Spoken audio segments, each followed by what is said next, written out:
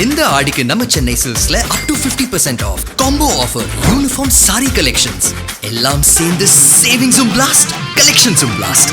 நம்ம தி சென்னை சில்க்ஸ். தமிழ்நாட்டுல எல்லாமே சேஞ்ச் ஆயிடுச்சு. உங்க நகையையும் சேஞ்ச் பண்ணுங்க. உங்க பழைய நகைக்கு கிராமுக்கு 150 ரூபாய் கூடுதலா வாங்கி புது நகை எடுத்துக்கோங்க. அதே கம்மி சேதாரம் தான் உங்க லலிதால மட்டும்தான். வந்து கூட்டுன்னு போனாங்க, வீட்டுல தூங்கி இருந்தவனதான் கூட்டுன்னு போனாங்க. ஏந்து போன போன் வருதுன்னு பேசியிருந்தான் வெளில போனான் அவன். அந்த கடத்தை கூட என்னால கொடுக்க முடியல. என் பிள்ளை நான் வேலைக்கு போய் தரேன், நான் என் வேலைக்கு பாருமா, இப்போ நான் வேலைக்கு போய் வந்து அந்த கடத்தை தரமான்னு சொல்லிச்சு. செங்கல்பட்டு மாவட்டம் தையூர் சின்னம்மா நகர் பகுதியை சேர்ந்த கர்ணா என்பவரின் மகன் 22 வயதான பிரவீன்குமார். இவர் கடந்த 4 ஆண்டுகளுக்கு மேலாக அதே பகுதியை சேர்ந்த பக்கத்து தெருவில் வசிக்கும் ஏழுமலை என்பவரின் 18 வயது மகளை காதலித்து வந்துள்ளார். இருவரும் கடந்த 4 ஆண்டுகளுக்கு மேலாக காதலித்து வந்ததாக கூறப்படுகிறது. இந்த காதல் விவகாரம் பெண் வீட்டாருக்கு தெரிய வந்திருக்கிறது.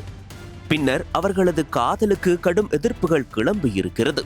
இந்த நிலையில் பிரவீன்குமாரை மர்ம கும்பல் ஒன்று நைசாக பேசி தனியாக கூட்டி சென்று பட்ட பகலில் நடுரோட்டில் வைத்து புரட்டி எடுத்திருக்கிறது. பின்னர் ஆயுதத்தால் ஆளையே முடித்துவிட வேண்டும் என்ற எண்ணத்தில் 5 பேர் கொண்ட அந்த மர்ம கும்பல் வெட்டி சாய்த்திருக்கின்றனர்.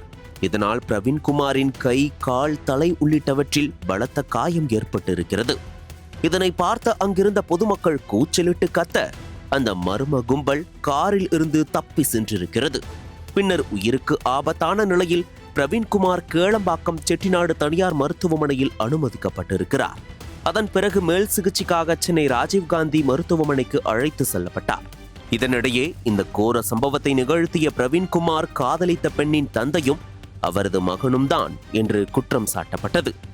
தனது மகள் பிரவீன்குமாரை காதலித்ததால் ஆத்திரமடைந்த பெண்ணின் தந்தையும் தாவேகா நிர்வாகியுமான ஏழுமலையும் அவரது மகன் கௌதம் ஆகியோர் கூலிப்படைக்கு பணம் கொடுத்து இந்த கோர சம்பவத்தை நிகழ்த்தியிருப்பதாக பிரவீன்குமாரின் குடும்பத்தினர் குற்றம் சாட்டினர். இதனிடையே சிகிச்சை பெற்று வந்த பிரவீன்குமார் சிகிச்சை பலனின்றி பரிதாபமாக உயிரிழந்தார். இது கடும் கொந்தளிப்பையும் ஏற்படுத்தியது.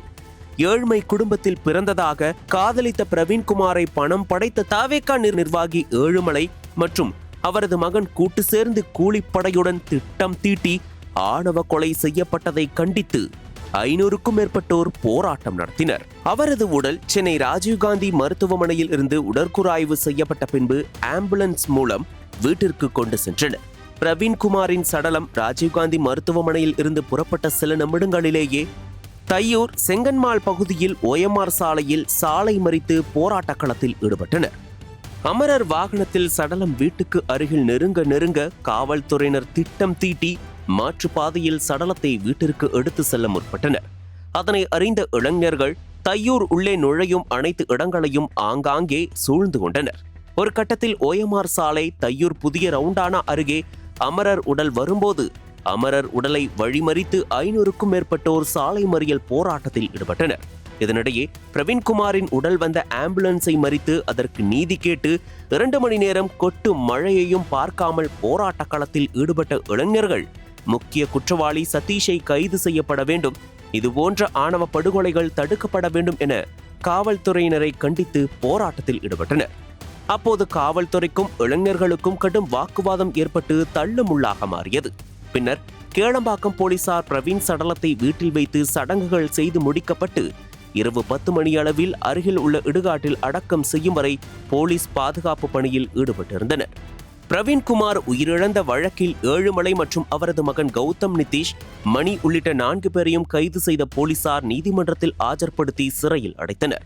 மேலும் தலைமறைவாக இருக்கும் சதீஷை போலீசார் தீவிரமாக தேடி வருகின்றனர். தையூரை பூர்வீகமாக கொண்ட கர்ணா என்பவரின் மகன்தான் பிரவீன்குமார்.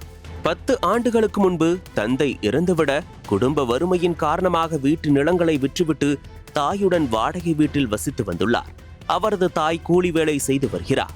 2 அக்காவும் ஒரு தம்பியும் இருக்கும் சூழலில் 2 அக்காவிற்கும் திருமணம் செய்து வைத்துள்ளார். இந்த நிலையில்தான் வசதி குறைவான பிரவீன்குமார் ஏழுமலையின் மகளை காதலித்ததற்காக கூலிப்படையை ஏவி தீர்த்து கட்டப்பட்டிருக்கும் சம்பவம் பெரும் சோகத்தையும் அதிர்ச்சியையும் ஏற்படுத்தியிருக்கிறது. போன் பண்ணி வர வச்சு அவன் வந்து தூங்கிருந்தான், வேலைக்கு போயிட்டு வந்து தூங்கிருந்தான், கரண்ட் ஆஃப் ஆயிடுச்சு, தூங்கிருந்தான்.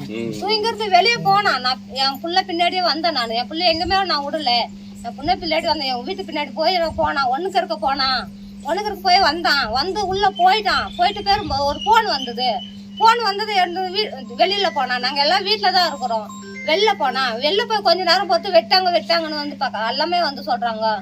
எல்லாம் சொல்றாங்க. நான் போக சொல்ல கூட யாருமே இல்லை. என் பிள்ளைய தூக்கி போயிட்டாங்க, ஹாஸ்பிட்டலுக்கு போயிட்டாங்க. அங்கதான் சார் போய் பார்த்தோம். நாங்க அங்கதான் போய் பார்த்தோம். நாங்க என் பிள்ளைய நாங்க பார்க்கவே இல்லை. அங்க போன பேர் தான் என் பிள்ளைய வெட்டிட்டாங்க, ஆளு வச்சு வெட்டிட்டாங்க.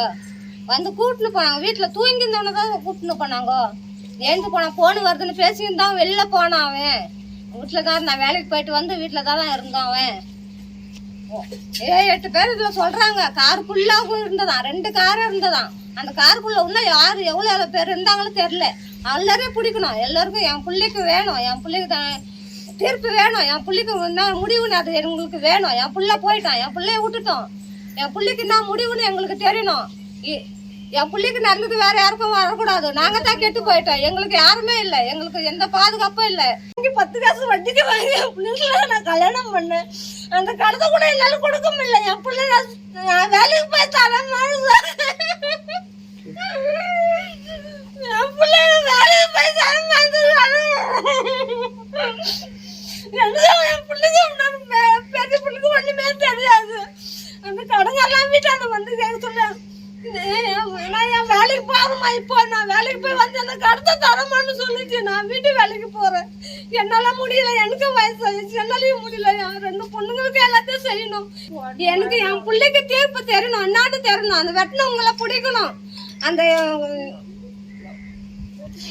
அந்த கௌதம பிடிக்கணும், அந்த கௌதம பிடிக்கணும், அந்த கௌதம பிடிக்கணும், அவங்க அப்பாவே பிடிக்கணும், எல்லாரையும் பிடிக்கணும். அதுல எத்தனை பேர் எதிர்க்கிறாங்களோ தெரியல. ஒரு வண்டி ஃபுல்லா ஆள் இருந்துக்கிறாங்க.